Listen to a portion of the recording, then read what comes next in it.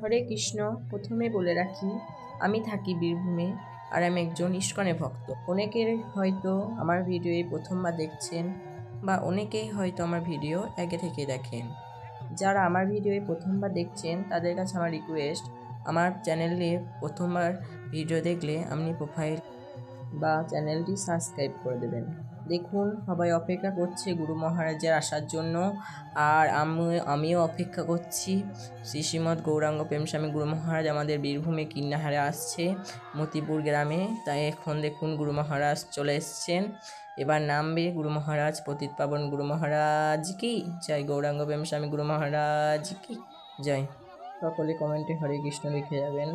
এবার গুরু মহারাজ মন্দিরে চলে যাবেন, ভগবান শ্রী গৌর নিতাইকে দর্শন করবেন এবং সন্ধ্যাবেলায় ভাগবত পাঠ হবে।